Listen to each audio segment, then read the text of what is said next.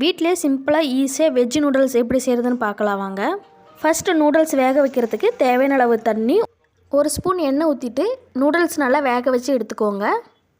பாருங்கள், இந்த மாதிரி வெந்திருக்கணும்.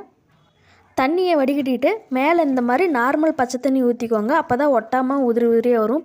இப்போ ஒரு கடாயில் தேவையான அளவு எண்ணெய், பொடியாக நறுக்குன இஞ்சி பூண்டு பச்சை மிளகாய் போட்டுக்கோங்க.